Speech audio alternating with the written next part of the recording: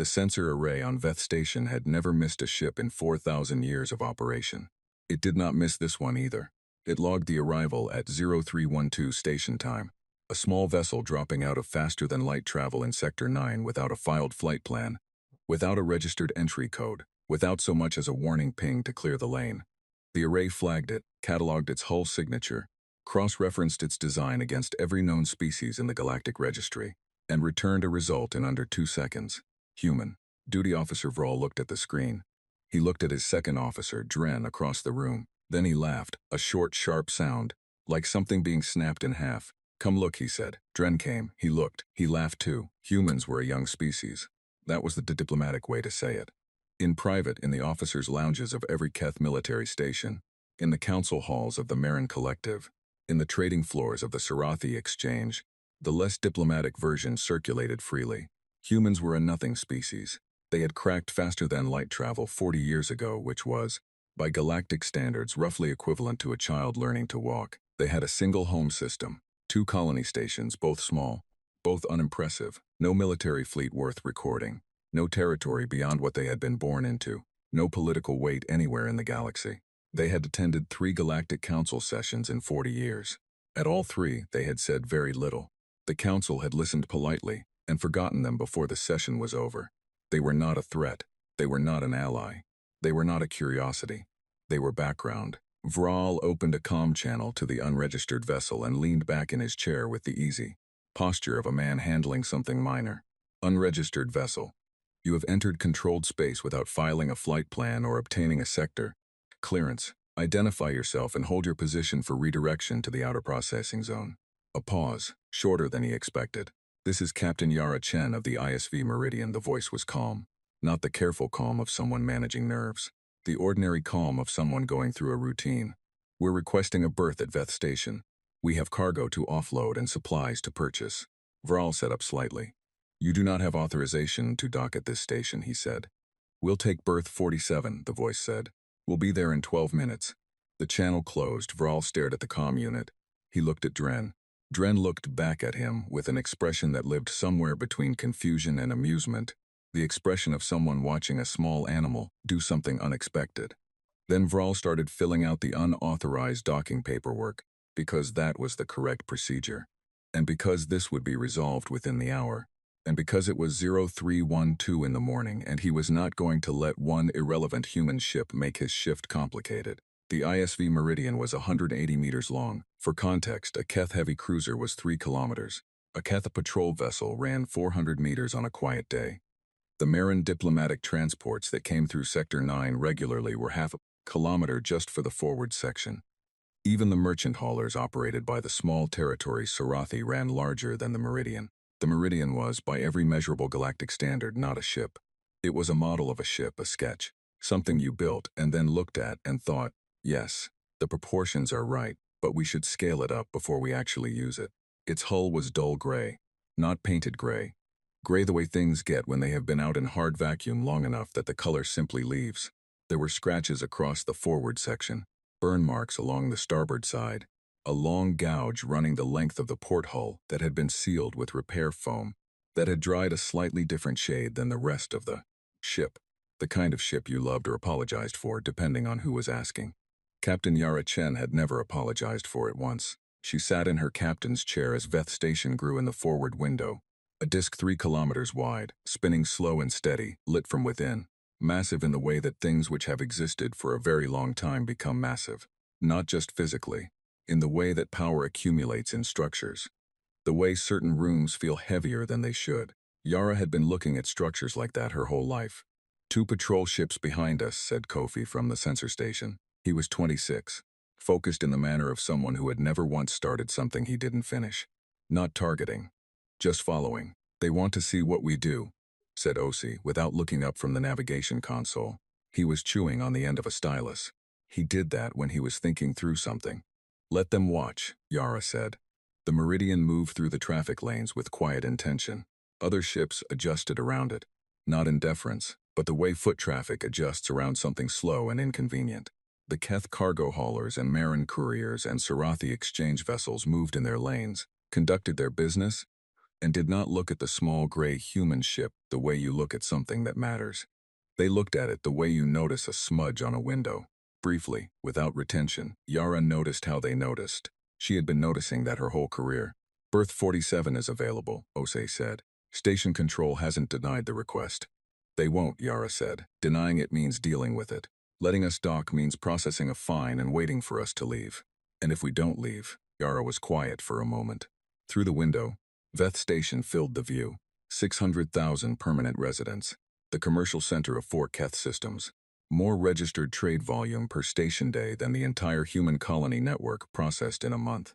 Ships arriving and departing in a rhythm as steady as breathing. Then it becomes a different kind of problem, she said.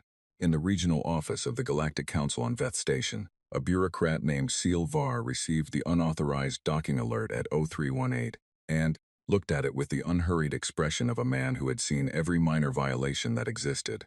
Seal Var was Marin. His species communicated in a combination of spoken language and color shifts in their translucent skin, a system that was nuanced, expressive, and deeply efficient for conveying contempt, of which Silvar had refined an extensive range. When he pulled up the alert and saw the registration flag, human vessel, no flight plan, no clearance, no manifest, no health certification, no council trading permit, 17 violations in a single docking action, his skin shifted through a sequence of yellows that said, in ascending order, mildly irritating, slightly absurd and not worth his mourning. He pulled the human species file as a formality. It was thin, thinner than species files ought to be, thin in the way that things which haven't done much yet are thin. 40 years of faster-than-light capability. 3 council appearances, all logged as non-substantive. No known military vessels, no recorded territorial disputes with any registered species. No trade agreements beyond a handful of preliminary contacts that had never been ratified. No history of aggression. No history of anything that required active monitoring. They had been assessed, at first contact, as a developing species, pre-significant, the kind of entry you made in the registry because completeness was a principle, not because the entry would ever matter.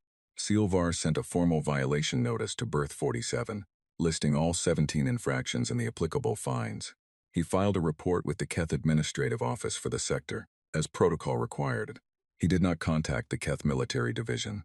He did not flag the situation as anything requiring elevated attention.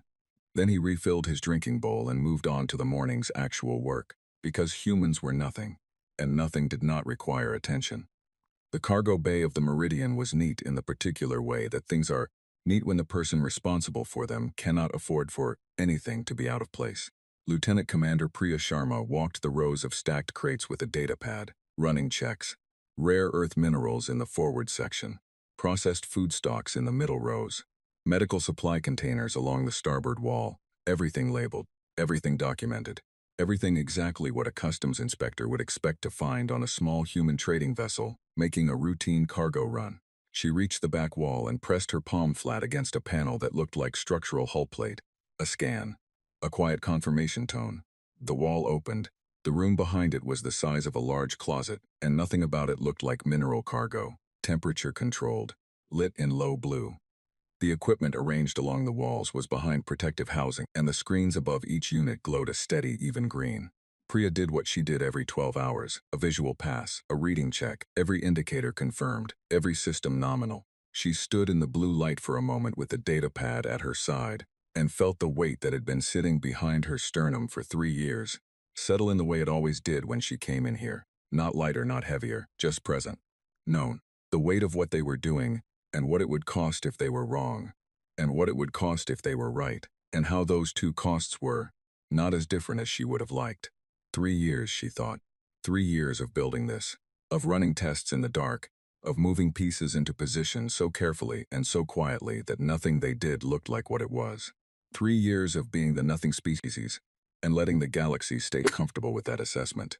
She closed the panel, went back to her inventory. The Keth official who came to Berth 47 was young. His uniform was correct and pressed, his posture was properly authoritative, and he had clearly rehearsed the opening of this conversation, at least twice in the corridor before coming in. Yara was eating cold rice and lentils from a container she had brought from home. The Meridian's galley unit was running at 80%, and she hadn't had time to service it, and she had learned years ago that you ate what you had when you had it, because availability was not a thing you could count on. Captain Chen, the Keth official said. His translator unit rendered it in flat standard speech. You are in violation of 17 separate council and Keth sector regulations regarding unauthorized entry, docking, and I got the notice, Yara said. I'll pay the fines before we depart. The Keth stopped. He had more sentence prepared. A cargo inspection will be required, he said. Of course. And you will need to file a departure schedule with station control within 6 hours. Of course. He stood there for a moment. Yara ate a spoonful of lentils.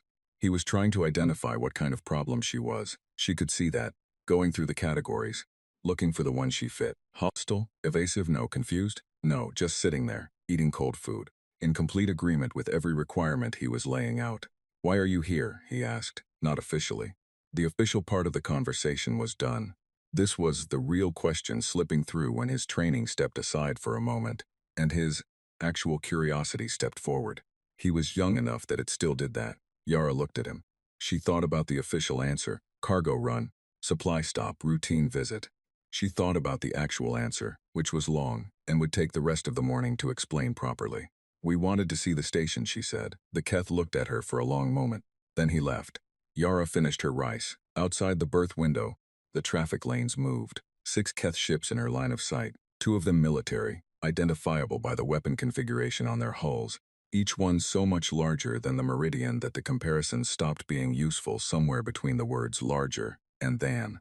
She had grown up knowing what the galaxy thought of her species, not by being told exactly, by the quality of the silences in council meetings, by the way diplomatic channels returned responses that were polite and airless, like correspondence with someone who had already decided the relationship had no future, by the particular way that representatives of larger, older, more powerful species looked at humans, not with hostility, which would have implied they took humans seriously enough to be hostile, but with the patient, slightly pitying look you give something that doesn't yet understand the size of the room it's in.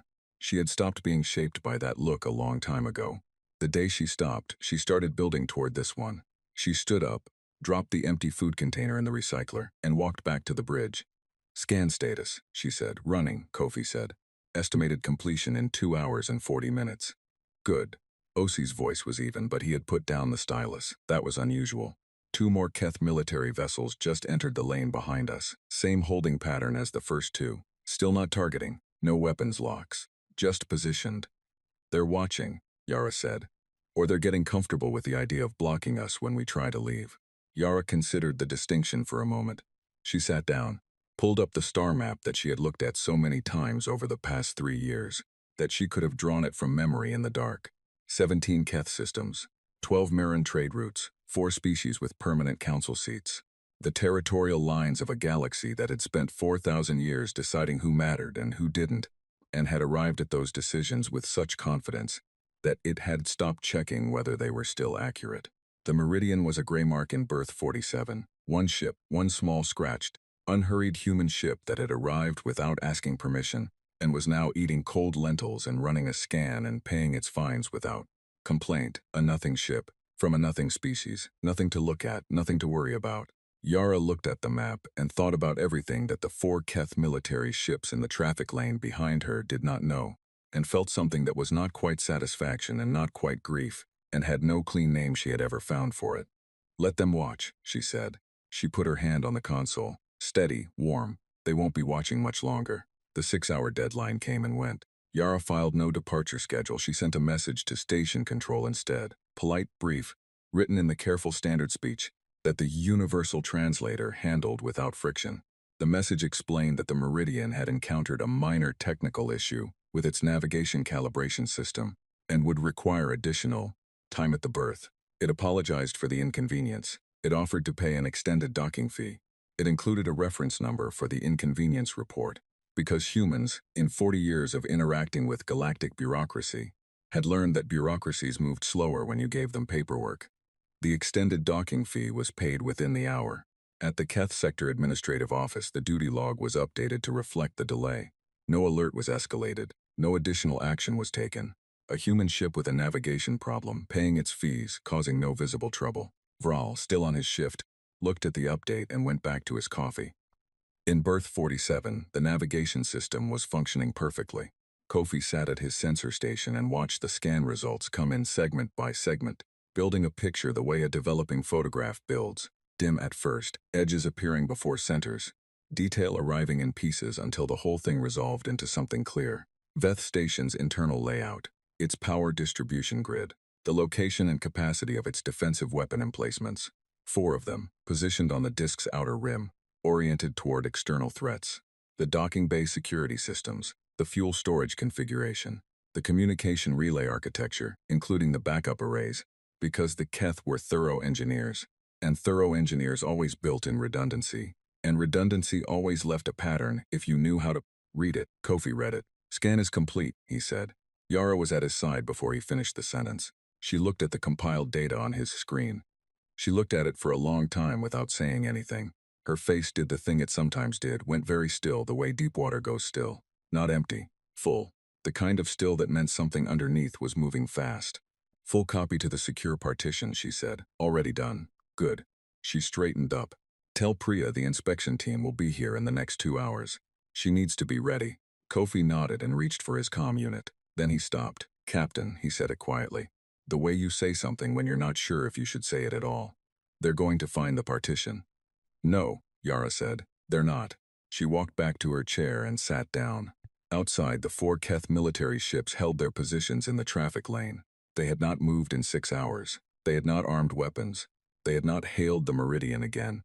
They were simply there, engines running at idle, patient in the way that large things with all the power are patient, without urgency, because urgency implies the outcome is uncertain. Yara looked at them and thought about what patience costs when it turns out to have been misplaced. The inspection team was 3 Keth in station security uniforms and 1 Marin from the Council's Trade Compliance Office. Standard composition for a cargo check on an unregistered vessel. The Marin brought a scanner and a data pad in the careful, unhurried manner of someone who did this every day. Priya met them at the cargo bay entrance with a smile that did not cost her anything and a manifest that was exactly what it claimed to be. She walked them through the forward section herself. Rare earth minerals, sealed containers, standard export-grade documentation complete. Food stocks, processed, vacuum-sealed, properly certified for interstellar transit. Medical supplies, standard humanitarian grade, nothing restricted. The Marin scanned everything. The 3 Keth looked at crate labels and opened 2 at random, which was procedure, and found exactly what the labels said was inside them, which was also procedure. They reached the back wall. The Marin ran his scanner along it. The scanner returned structural hull plate. Composite alloy. Standard Meridian class construction. He scanned it again, same result. Priya stood with her hands relaxed at her sides and her data pad in her left hand and watched the scanner do its work, with the expression of someone who had nothing to hide, and was mildly bored by the thoroughness required to confirm that. "The aft wall," the Marin said. "The density reading is slightly irregular. We took a hit from microdebris about 8 months ago," Priya said. "Had to reinforce it from the inside. The repair material has a different composite rating than the original hull plate. It reads inconsistent sometimes." She turned to her data pad and pulled up a file. "Maintenance log if you need it. Date. Materials used. Supervising engineer signature." The Marin looked at the log. He looked at the wall. He ran the scanner one more time. Structural hull plate. He made a note in his compliance file and moved on. Priya walked the rest of the inspection without the maintenance log ever leaving her hand. Just in case. Admiral Veth Khan arrived at Veth Station at 1400 hours. This was unusual. Admiral Veth Khan commanded the Keth Empire's 4th Fleet, a position that involved strategic oversight of 3 sectors, a staff of 40, and a schedule that did not, under ordinary circumstances, include personal visits to docking violations logged by a duty officer at 0312 in the morning. He arrived on a fast courier, stepped onto the station with 2 aides and no advance notice, and went directly to the administrative office. He looked at the Meridian's docking record. He looked at the scan the station had automatically run when it arrived. A routine external scan, the kind every ship received, covering hull configuration and mass displacement. He looked at the mass displacement number for a long time. Then he called for the station's senior security officer. "The human ship," Veth Khan said. "What does it carry?" "Cargo inspection was completed an hour ago, sir. Minerals, food stocks, medical supplies, all documented. No violations. Its mass displacement is 40% higher than a Meridian-class hull should register." The security officer said nothing for a moment. Then, "The inspection found no anomalies, sir." "The inspection found what it was shown," Veth Khan said. He turned to his aide. "I want a full spectrum scan, military grade. Run it from the patrol ships already in the lane. Sir, we would need, run it. The aide left. Veth Khan stood at the window of the administrative office and looked out at the docking section where, far below and across the station disk, Berth 47 sat quiet and gray and small. He had served in the Keth fleet for 38 years. He had fought 3 border engagements, negotiated 2 post-conflict treaties, and spent the last decade managing a sector that required constant attention and occasional force. He was not a man who frightened easily, and he was not frightened now.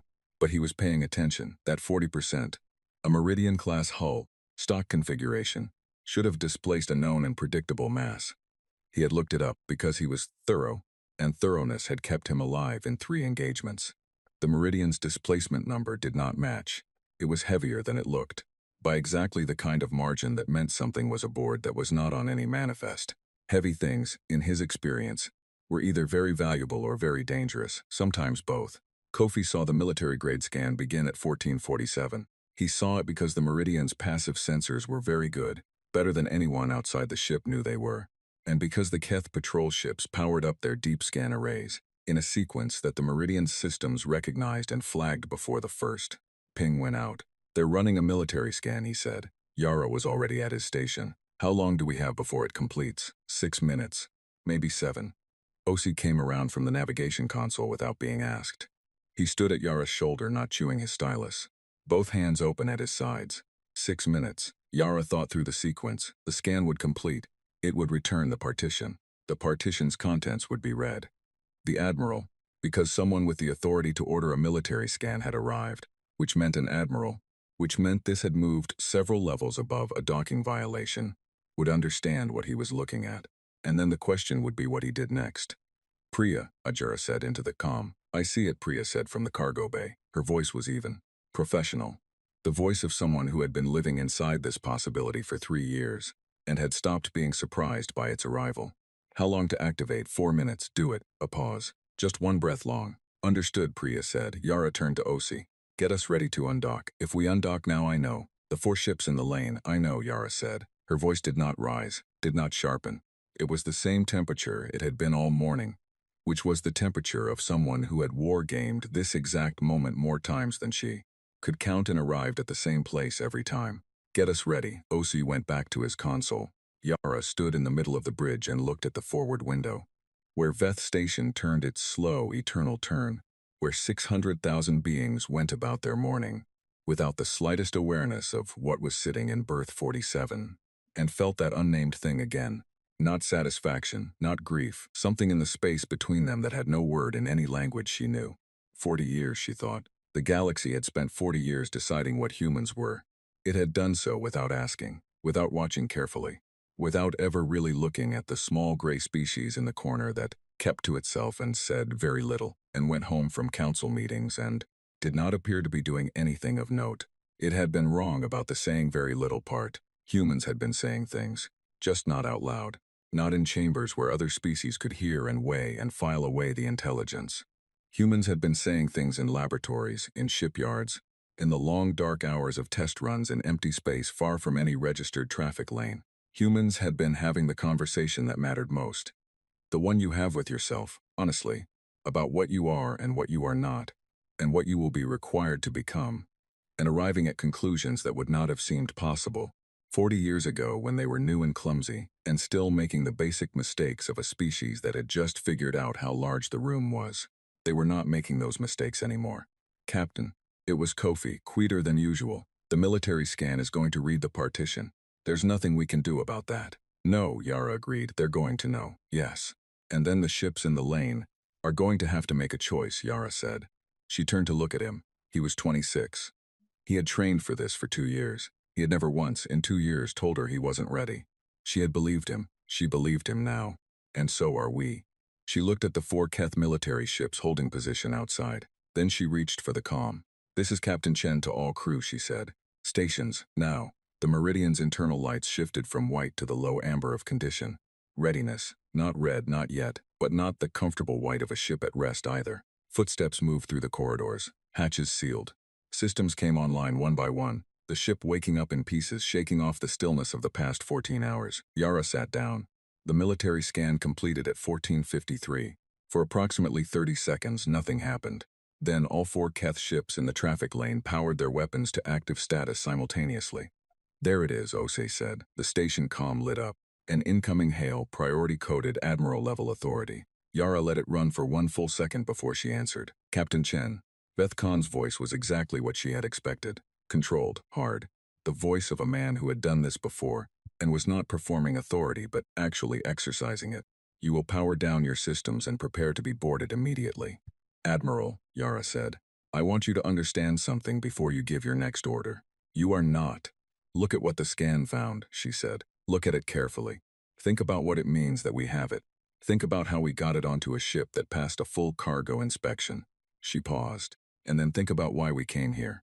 A silence, not a long one, maybe 4 seconds. But it was a different kind of silence than the ones that had come before. Not the silence of something being dismissed. The silence of something being reassessed. Why did you come here? The Admiral said. Yara looked at the forward window, at the station, at the 4 armed ships beyond the glass. To show you we could, she said. Outside, the Keth ships held their positions. They had not fired, not yet. But the thing that had changed, the thing that would keep changing from this moment forward, that could not be unchanged no matter what happened next, was that they were no longer certain whether they should. For 40 years, the galaxy had known what humans were. It was no longer sure. The boarding team arrived at berth 47 at 15:01. 12 Keth soldiers in full combat armor, moving in a 2-column formation down the docking arm, weapons raised to the ready carry position, not aimed, but close enough that the distinction was mostly philosophical. Behind them, 2 more in technical gear carrying cutting equipment for the airlock if it came to that. It came to that. The Meridian's outer airlock had sealed and hardened 11 minutes ago. The kind of seal that wasn't a navigation malfunction, or a technical delay, or any of the other polite administrative fictions the morning had offered. The kind of seal that said no. The cutting team moved to the front. Yara watched them through the airlock camera feed. 12 soldiers. Standard Keth combat loadout. She had studied Keth combat doctrine for 2 years, not in any official sense, not through any channel that would have appeared in a database somewhere, but in the particular way that humans had spent 40 years studying everything they could about every species they could, quietly, in the way of people who understood that one day the studying would matter. They'll be through the outer lock in 4 minutes, Priya said over the internal comm. She was in the cargo bay. She had been there since Yara gave the order. Her voice had not changed register once in the past 20 minutes. We need 7, Yara said, a pause. Then we need to give them something else to think about, Priya said. Already on it, Kofi said. He opened a broadcast channel, not to the Admiral, not to the boarding team, to every ship in the traffic lanes around Veth Station. Every registered vessel in a 2-kilometer radius. Keth merchants, Marin couriers, Sarathi haulers, 3 independent operators of unknown registration. He broadcast in standard speech, simultaneously, on every open frequency. This is the ISV Meridian. We are currently being boarded by Keth military forces inside a civilian docking station. This action is being recorded and transmitted. Any vessel in receiving range should be aware. Osei looked at him. That's going to make them angrier. It's going to make them careful, Kofi said. Different thing. He was right. In the administrative office, Veth Khan received 3 simultaneous incoming hails from civilian vessels demanding clarification on whether the station was under a military security action, what the protocols for civilian evacuation were, and whether docked ships should be moving to a safe distance. He also received a priority query from the Marin Council representative, who had been in the middle of his afternoon meal and was now very much not. Veth Khan looked at the incoming hails. He looked at the boarding team's progress feed. He looked at the scan results from the Meridian's hidden partition, which were still open on his screen, and which had not stopped being what they were regardless of everything else that was happening. He told his aide to hold the civilian hails. He told the boarding team to continue. He stood at the window and watched berth 47 and said nothing, in the specific silence of a man who has made a decision and is waiting to see what it costs him. The outer airlock seal broke at 15:06.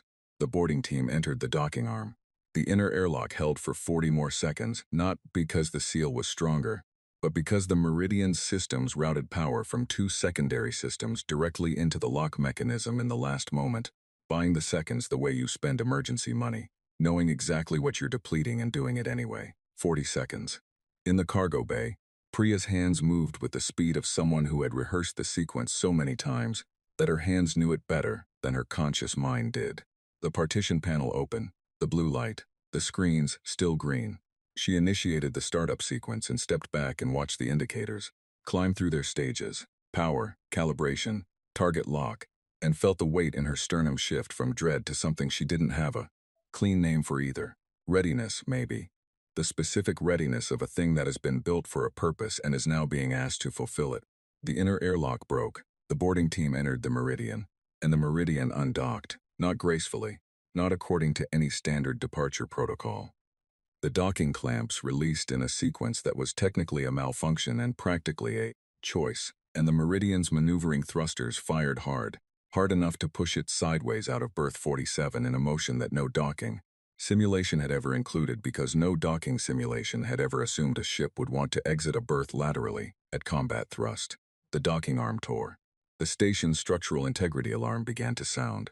The boarding team inside the Meridian's corridor went from a controlled 2-column advance to 6 different directions at once, as the floor lurched sideways and gravity compensation lagged by 2 full seconds. 2 seconds was enough. The 4 Keth military ships in the traffic lane opened fire at 15:08, not at the Meridian directly.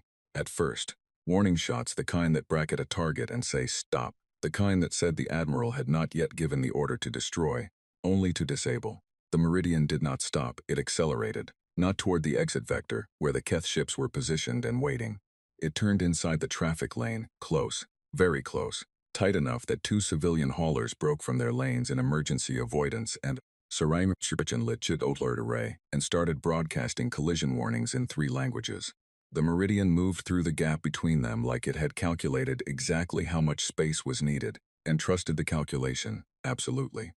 Osi was flying with both hands and his whole body weight behind every input, sweat already on his neck, working the controls with the focused intensity of a man who was not thinking about anything except the next 3 seconds.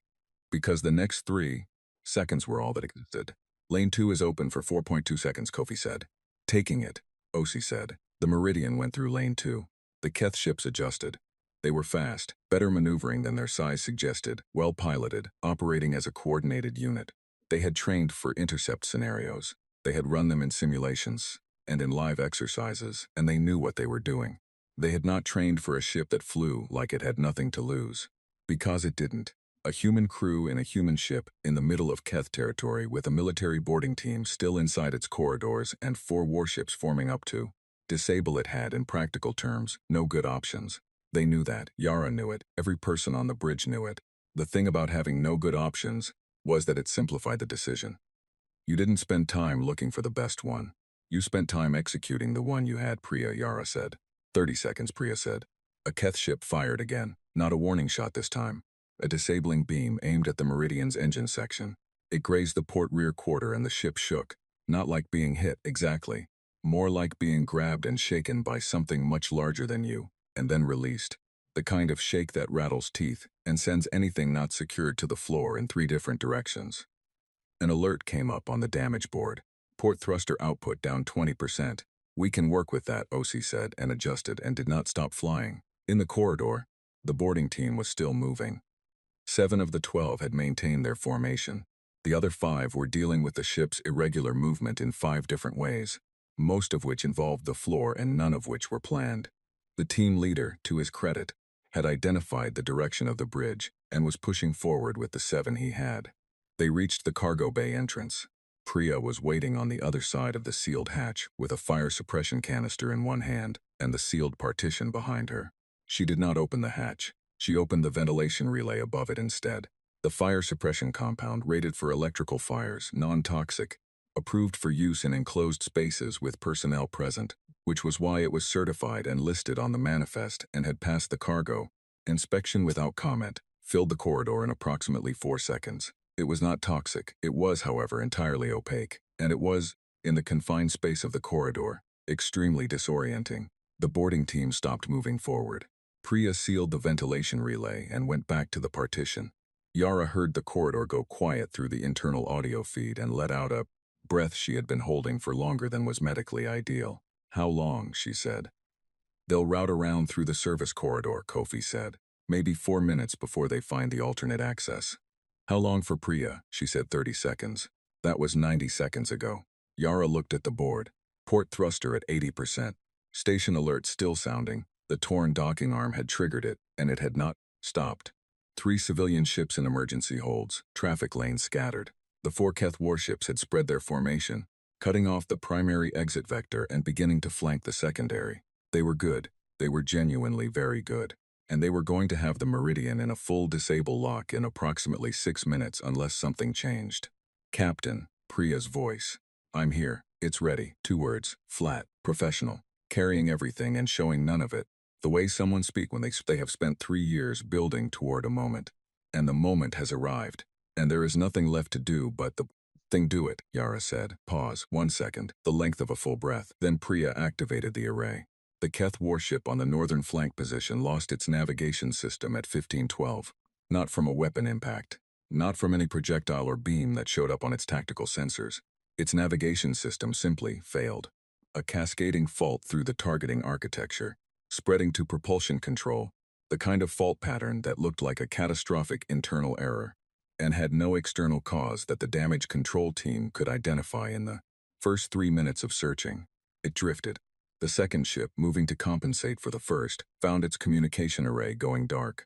Not destroyed, dark, offline, alive but silent, unable to receive or transmit. In the administrative office, Veth Khan received these reports in the span of 40 seconds and understood, with the clarity of a man who had been in 3 engagements, and knew what sudden and impossible system failures in formation ships meant, that the situation had changed, not deteriorated, changed, into something he did not yet have a name for.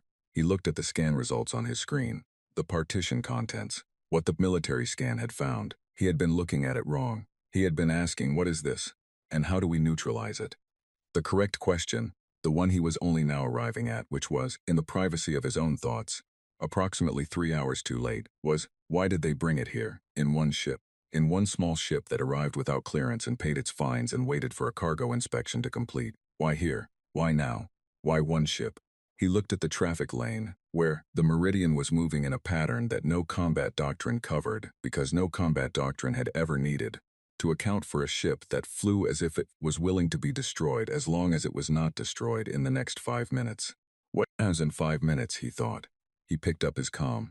The 2 Keth ships in the southern position closed the gap. They were trying to box the Meridian between the station disk and their formation. A standard pincer that removed the maneuvering options one by one, until the only remaining option was surrender or collision. The Meridian chose the gap that should not have existed. It was 4 ship lengths wide between the station's outer disk and the southern warship's port side. Standard tactical doctrine said you did not take that gap because the station's structural edge made the approach angle unworkable. Standard tactical doctrine assumed you were flying a ship whose pilot was operating inside an acceptable risk threshold.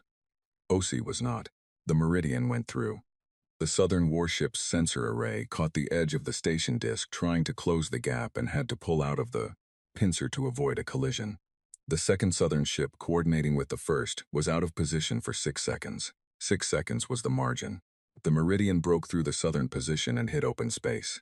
Another hit from the Keth ship, rear quarter, starboard this time, hard enough that the lights on the bridge dropped to emergency amber for 4 seconds before the backup power routed through. The damage board added starboard rear thruster to the list. Engine output down to 62%. Kofi, Yara said, I see it. He was already on the transmission. Broadcast package is sending. The broadcast was not on an open civilian frequency this time. It was on a specific encrypted channel, tightly focused, aimed at a specific set of coordinates outside Sector 9. It was 11 characters long. It said, we are here at time, come now. Yara looked at the forward window. Stars, open space ahead. The Keth ships were forming behind her. Their formation tighter now, their approach faster. They were done being careful, done managing the civilian optics, done giving the small human ship room to maneuver. The Meridian was running at 62% engine output with a boarding team still in her. Corridors and a cargo bay that had just changed the nature of this engagement, and a crew that had been awake for 36 hours and intended to be awake for as many more as required. One ship. The Galaxy had sent 4 warships after one ship, and the ship was still flying. Yara felt the unnamed thing in her chest again. Not satisfaction, not grief. Something that lived in the specific quiet of a person who has given everything they had to a plan and does not yet know whether it was enough. But who made peace with that uncertainty a long time ago and found, against expectation, that it held? How long until they respond to the broadcast? Osi said. Yara knew the answer down to the minute. Had known it for 3 years, 14 hours, she said. And until the Keth get a full weapons lock on us. She looked at the board. 11 minutes, she said. Osi took his hands off the controls for exactly 1 second. Looked at them, put them back. Right then, he said. He flew. The Keth did not destroy the Meridian. This surprised almost everyone on the bridge, including privately, Yara. Not because the Keth were merciful. Not because they had run out of options.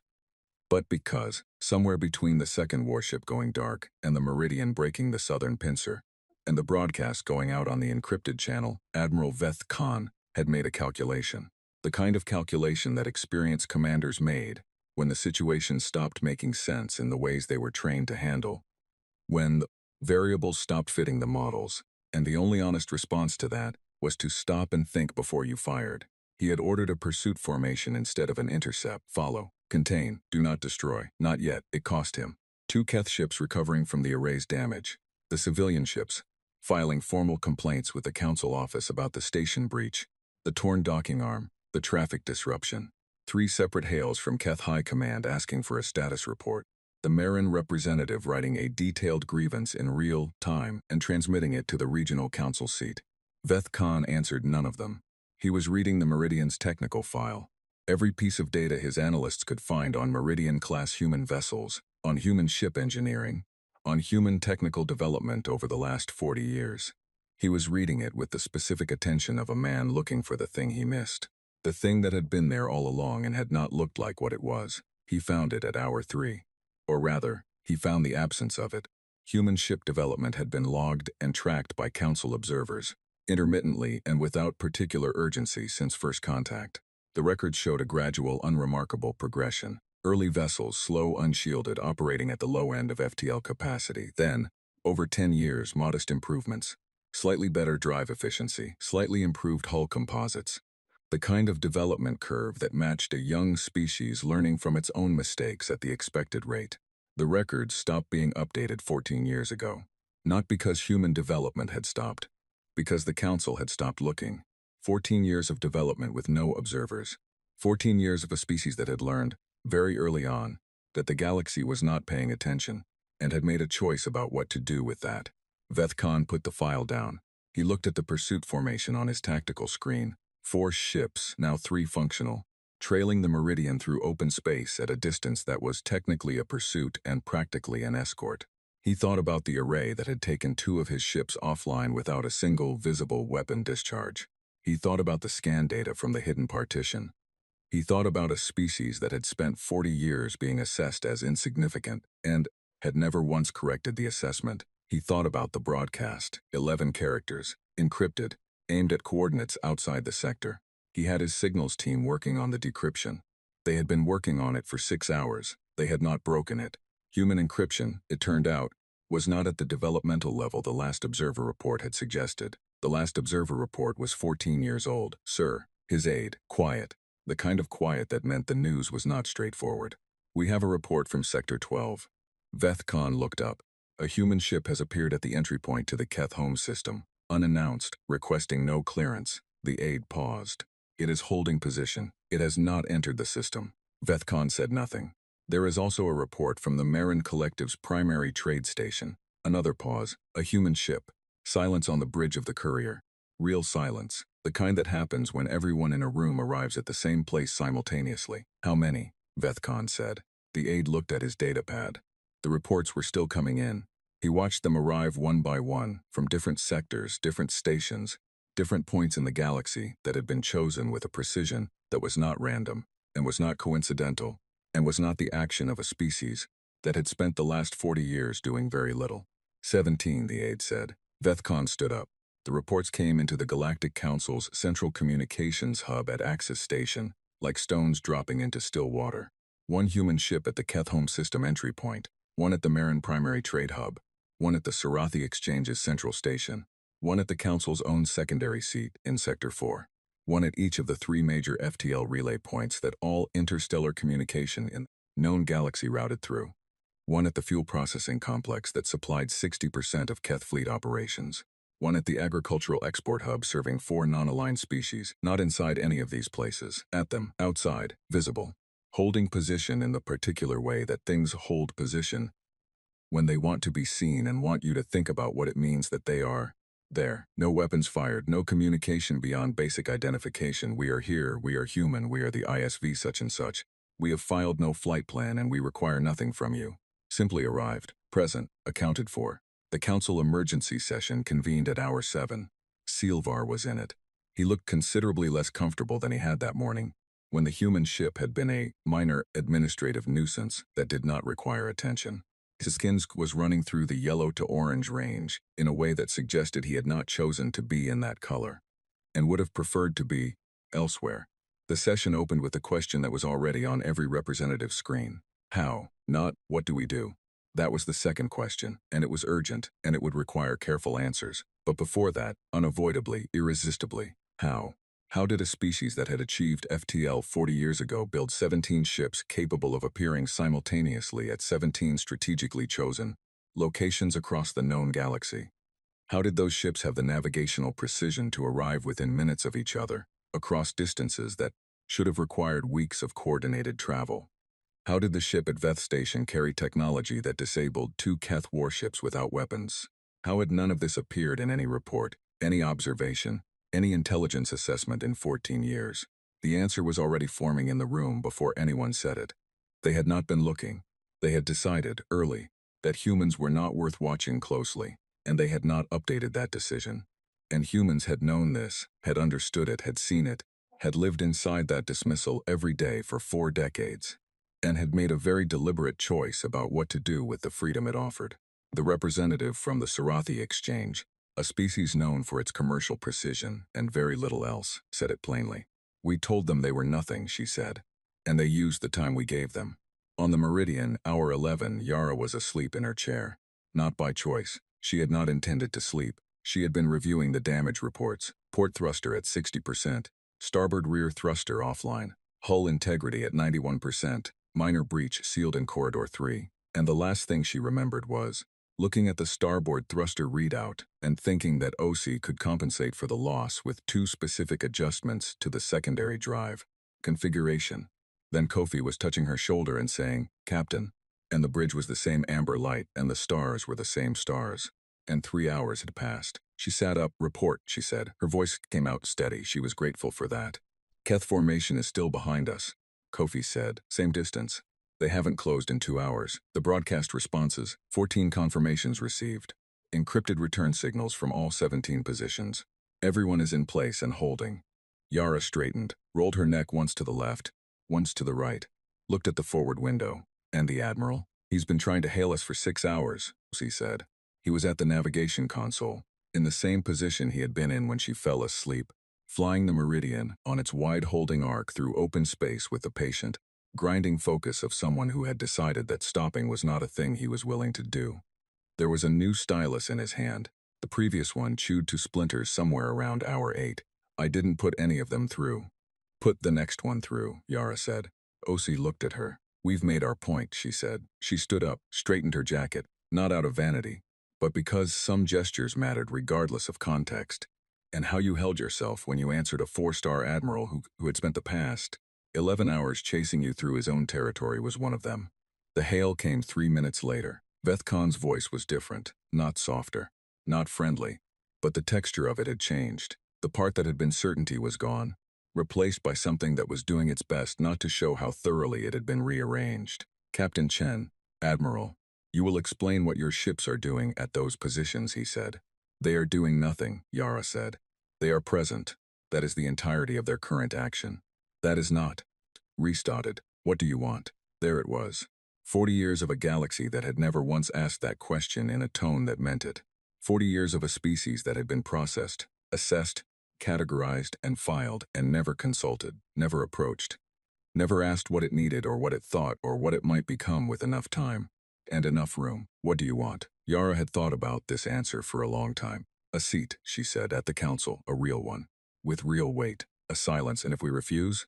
"Then our ships continue to hold their positions," Yara said. "At the FTL relay points, the fuel complex, the trade hubs, holding position, doing nothing. For as long as is necessary, she paused. We are very patient, Admiral. You have had 40 years of evidence of that. Another silence. Longer. The technology your ship carried, Vethcon said. The array. The encrypted drives.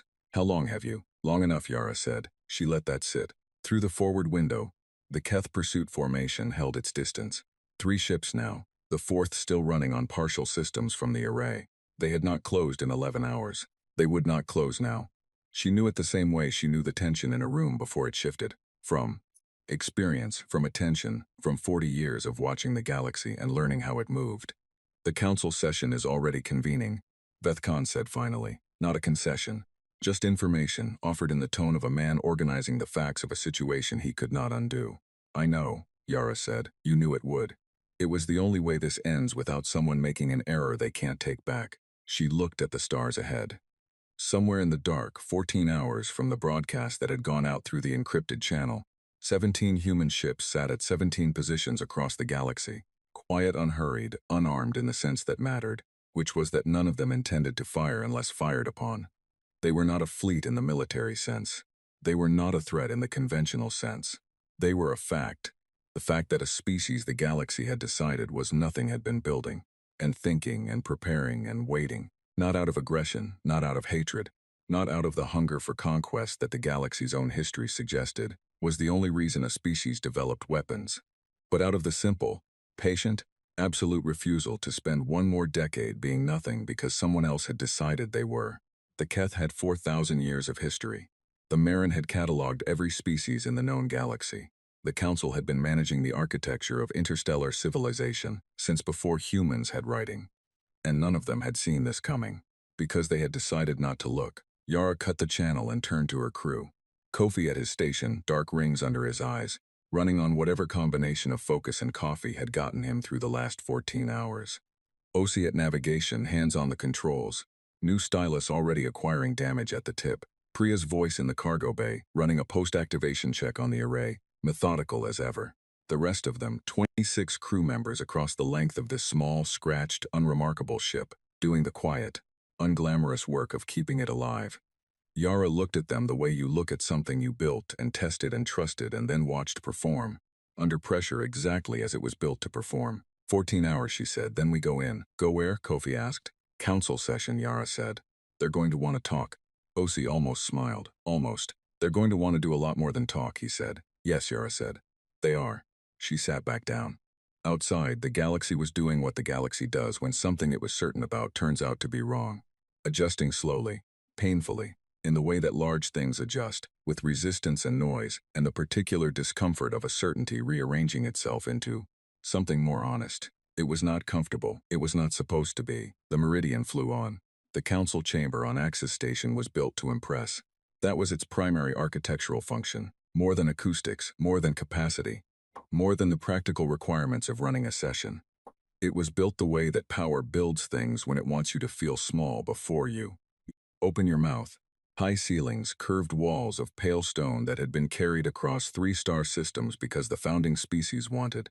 Material that held memory, long approach corridors that made every entrance a walk long enough to think about what you were walking toward. Yara walked it in 11 seconds. She was not small. She wore a captain's jacket, the same one she had worn at berth 47, which now had a scorch mark on the left sleeve from hour 9 of the pursuit, which she had decided not to change. For the same reason she had kept the gouge on the Meridian's porthull. Some marks were information. Some marks said, "We were here, we took the hit, we kept moving." She walked to the speaking floor and stood, in the center of it, and looked up at the assembled representatives of every species in the known galaxy. There were 31 of them. Some she recognized from the files. Some she had never seen outside of reference images. The Keth block sat in their section, 7 representatives, Vethcon among them. He was not a council member, but he had been granted observer status for this session, which told her something about how much the Keth High Command wanted to understand what had happened before deciding how to respond to it. The Mern sat in a long curve. Silvar was there, his skin cycling through colors she did not have the cultural fluency to read precisely, but which all ran in the general direction of discomfort. The Sarathi representative, the one who had said we told them they were nothing, and they used the time we gave them, looked at Yara with the steady attention of someone doing an honest assessment. Yara respected that. The chamber went quiet. The session chair, a Marin elder whose skin had gone the deep, settled blue of someone who had been doing this for a very long time and had stopped, being rattled by most of it, opened the session with a formal record. One human ship had entered Keth territory without authorization. One human ship had resisted a legal boarding action. One human ship had caused damage to a civilian docking structure and disrupted registered traffic lanes. 17 human ships had appeared simultaneously at positions of strategic significance across the known galaxy and were currently holding those positions without further action. The session chair put down the record. "Captain Chen," he said, "the floor is yours." Yara had written the speech 3 times over 3 years. The first version was long, the second was precise. The third, which was the one she had decided on 6 months ago and had not changed since, was neither. She said, 40 years ago, your observers came to our system. They assessed us. They filed a report. The report said we were a developing species, pre-significant, not requiring active monitoring. They were thorough. They were professional. They were completely correct about what we were at the time. She let that land. They did not come back. No one did. For 14 years, no one looked at us closely enough to update that assessment. We understand why. You have 31 member species and their needs and conflicts and treaties to manage. We were not a priority. We were not asking to be one. We were building, she said, not loudly. Not with the particular heat of someone making a threat. The way you say a thing that is simply true and does not need volume to carry its weight. We were building because we understood that the galaxy does not give significance. It recognizes it eventually, when it has no other option. We did not want to spend another 40 years waiting for that recognition, while filing attendance at sessions where nothing we said was heard. She paused. So we made ourselves heard in the only language that has ever worked here. Presence, position, the 17 ships at the 17 points.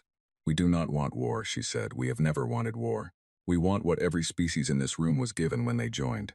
A voice that carries, a seat that counts, a place in the decisions that shape the galaxy we all live in. That is all we have ever wanted. We simply could not get it by asking. The chamber was very quiet. The Keth block was still. Veth Khan had his hands flat on the railing in front of him.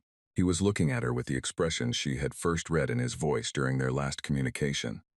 Not the certainty that had been there at the beginning, but what was growing in the space the certainty had left behind. Something adjacent to respect, not warm, not easy, the reluctant kind, the kind that cost something to give, which was the only kind worth having. You disabled 2 military vessels, said a Keth representative, younger than Veth Khan, sharper in the defensive way of someone who had not yet finished being angry. We did, Yara said, without weapons that fire projectiles. Yes, that technology is ours, Yara said.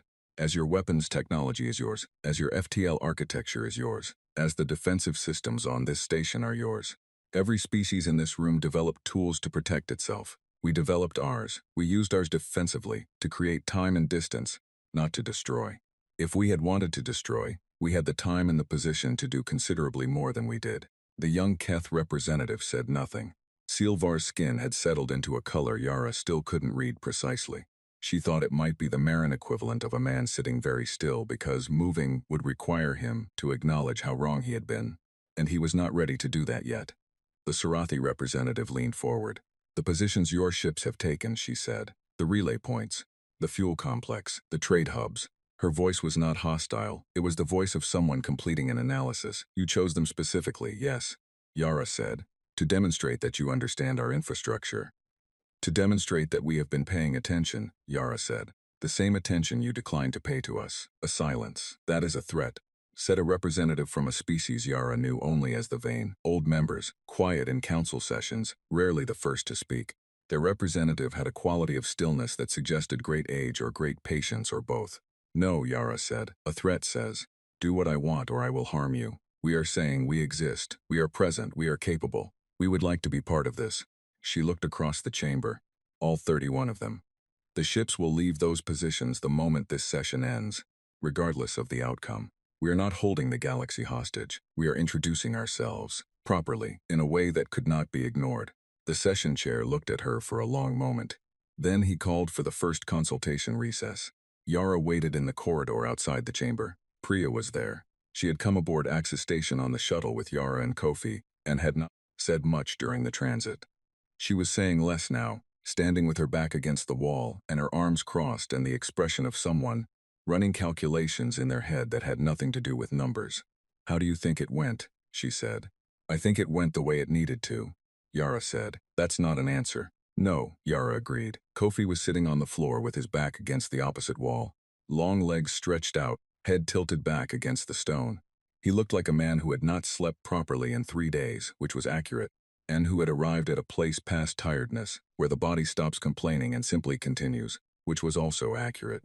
"They're scared," he said, without opening his eyes. "Some of them," Yara said. "Most of them, yes. Is that good?" Yara thought about it. The honest answer was complicated in a way that the moment didn't have room for, so she gave the part of it that was true and sufficient. "It's honest," she said. "Scared means they're taking us seriously. We can work with scared. We could never work with dismissed." Kofi opened one eye, looked at her, closed it again. The recess lasted 2 hours. The vote was not unanimous. She had not expected it to be. Unanimity would have meant the result was either coerced or performed, and she wanted it neither. 22 in favor, 7 opposed, 2 abstentions. The session chair announced it in the flat procedural voice of someone for whom this was a process, not a moment, and that was fine. Processes were how things lasted. Moments passed. Humanity was granted full membership in the Galactic Council, 1 seat, full voting rights, all the obligations and entitlements that applied to every other member. Effective at the close of the session. Yara stood on the speaking floor and heard it, and felt nothing dramatic. That was the part no one told you about. The moments you had worked toward for years, when they arrived, did not feel the way the working toward had led you to expect. They felt quiet. They felt like something clicking into place in the dark, a small mechanical sound, a thing settling where it was meant to be. She thanked the session chair and the council and walked back down the long corridor. Outside the chamber in the wide public hall of Axis Station, other species moved. Traders, diplomats, station residents, travelers. The ordinary life of a place where the galaxy met itself daily and got on with things. Most of them did not know what had just been decided in the chamber behind her. Most of them would know by morning. Veth Khan was waiting near the exit. She had not expected that. He stood with his hands behind his back and his uniform correct and his face doing the thing it had been doing since their last communication. Working through something that had not finished resolving. "Captain," he said. "Admiral. The array." He said it, the way you say the thing you actually came to say after you have decided that the indirect approach is not going to serve you. "How long have you had it?" "Long enough," she said. Same answer as before. He looked at her. He was deciding whether to push. He decided not to. "The docking arm," he said instead. "Veth Station the damage." "We will pay for it," Yara said. "Submit the repair cost to the Human Council office. We will have one by the end of the month." Something moved in his expression, not quite a smile. The thing adjacent to a smile that lives in the face of a person who does not smile easily, but occasionally finds themselves standing next to. Something that would, in another life, be funny. "You planned for a council office," he said. "We planned for a lot of things," Yara said. He looked at her for another moment. Then he nodded. A small, deliberate motion, the kind that meant something specific in Keth body language. Something she had read in the cultural briefings and now watched in person and found to be exactly as described. Acknowledgement without apology. Recognition without surrender. She nodded back. He left the shuttle back to the Meridian took 40 minutes. Yara sat in the co-pilot's seat and looked out the forward window at the stars and did not talk. And Priya and Kofi did not make her. The 3 of them rode in the particular silence of people who have been through something together and do not need to process it out loud yet. The Meridian came into view. Gray, scratched. The gouge on the porthole catching the station light and throwing it back dull without shine. The scorch mark on the starboard rear where the Keth hit had burned the paint down to the base layer. The docking clamps repaired by OC and 2 engineers over a 6-hour period while the council session ran, because the ship needed to be able to leave under its own power, and the people who kept it flying did not stop doing that, because the political piece was still moving. Yara looked at it the way you look at something that has been through it with you. Inside, the crew was waiting. Not in formation, not in ceremony.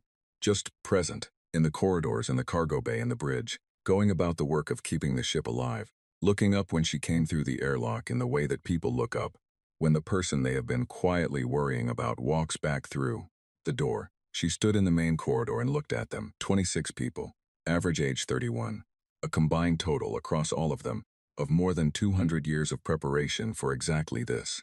People who had grown up in the same galaxy she had grown up in, who had heard the same silences in the same council sessions, who had carried the same weight of being from a species the galaxy had decided did not matter, and who had arrived at the same conclusion she had. Not with anger exactly, though anger had been part of the fuel, but with the particular cold clarity of people who had decided that the assessment was wrong and they were going to spend as long as it took proving it, she said. We got the seat. No one cheered. That surprised her for half a second. Then Ose, from the back of the corridor, said, "About time," and went back to the thruster calibration he had been running. And someone else laughed. And someone else started talking about when the galley unit was going to be fixed, and the meridian filled with the ordinary noise of people who had done a hard thing, and were now, without ceremony, getting on with the next one. Yara walked to the bridge. She sat in her captain's chair. Through the forward window, Axis Station turned its slow turn. Beyond it, somewhere across the sectors, 17 human ships were powering their drives and preparing to leave the positions they had held, quietly and without incident for the past 20 hours. They would file proper flight plans. They would proceed through registered traffic lanes.